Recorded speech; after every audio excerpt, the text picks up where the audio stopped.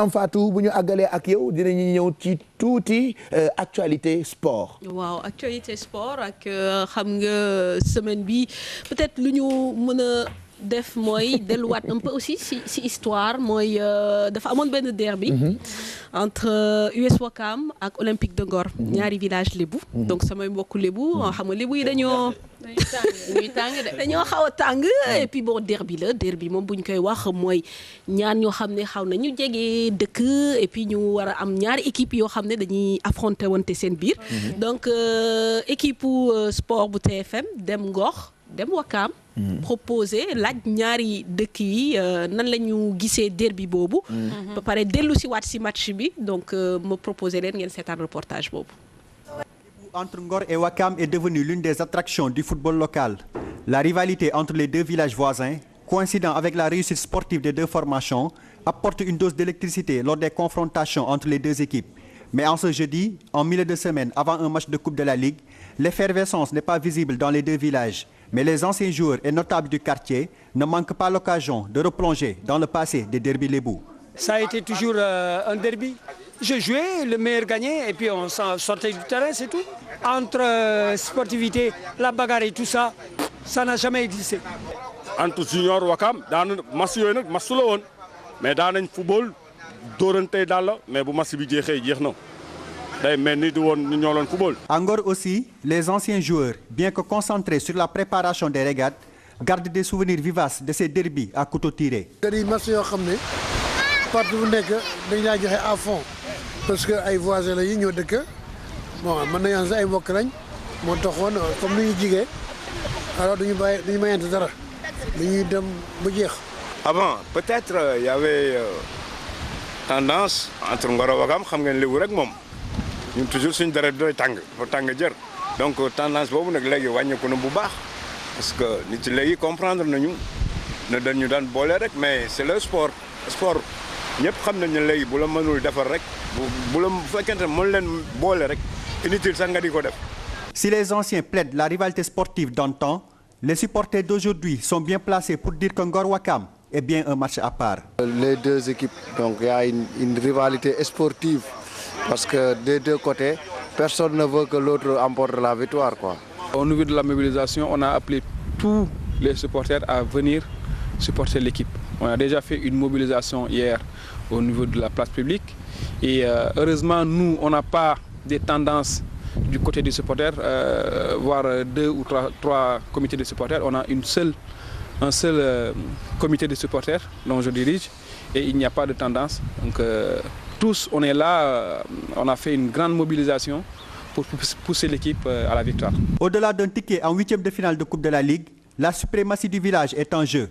Surtout pour Ouakam qui n'a plus battu son voisin depuis sa remontée en Ligue 1 la saison dernière. S'ils arrivent à marquer les premiers, les Ouakamois vont s'écrouler en début de seconde période par la faute d'un homme, Mamadou Lamine Mané. Un coup franc qui laisse pantois Pape Latir Ndiaye et un rush solitaire conclu sur une pichenette pour confirmer qu'avec 3 victoires et un match nul, les Ngorois sont désormais les nouveaux rois du derby lébou. Voilà c'est ça hein? Et puis ci ñaari dëkk lébu aw da nga dem ci sa mbokk yi. waaw sama mbokk yi. nga dem ci sa mbokk yi. non du man nag bi yoon Abdou Aziz la moo dem.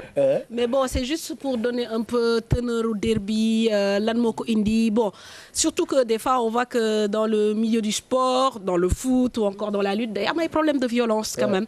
Donc bon parfois en fait à tort parce que quand même tout doit rester dans le sport xam nga sport moom esprit de fair play la. mais lu tax booba tey ñuy wax fair play gars yi bàyyi leen violence bi ci sport bi et que xale yi dañuy continuer def violence. fii par exemple stade Ngor bi on gis nañu ne moom la fa la ñu jël fan yi di fa def ay lamb yu bëri. donc bu lamb amee foofu am na bu mujj bu am. ci tali Almadi bi après xale yi dañ fa sànni ay xeer. lu musul woon am boor yi et tout le temps on parle de sensibiliser leen bàyyi leen violence bi ci sport bi et tout. mais mënuñu fexe ba tamit Pape Cheikh du un peu reflet société bu ñu nekk parce que mine de rien boo xoolee bon dans beaucoup de compartiments dafa commencer am forme de violence xaw ma c'est une forme d'expression xaw ma xale yi la ñu yaratul xaw ma je sais pas comment expliquer ça parce que même ñi nga xam ne ñooy leaderu écurie yi dañuy appeler toujours au fair play mais dans leur contenu dans leurs propos finalement dañuy dañuy wax yoo xam ne parfois ça day yee fitna. parce que tamit nit ki mënoo wax ni voilà dama bëgg jàmm dama bëgg kii ba pare li ngay wax aussi di heurter keneen kii mu rétorquer les supporters se braquent supporter moom supporter la donc je pense que quelque part aussi yooyu yëpp war nañ ko xoolaat dans la forme de communication dans le comportement. parce que jël sa oto par exemple di accélérer ñëw ci kaw ni je veux dire il y a toujours des gestes yoo xam ne. ñoom ci seen bopp la ñu koy def mais man lenn laa xamante ne gis naa ko loo xamante ne quand même ça a déploré par exemple xam nga confrontation buy am ñaari adversaires yi ñëw ku ci nekk da ngay gis ki yor micro central bi daf leen di xaptal waaw dëgg la ba nga xamante ne yow mi nga xamante ne da ngay seetaan. bon après loolu itam ci monde combat la bokk. mais leen kii juste pour combat bi.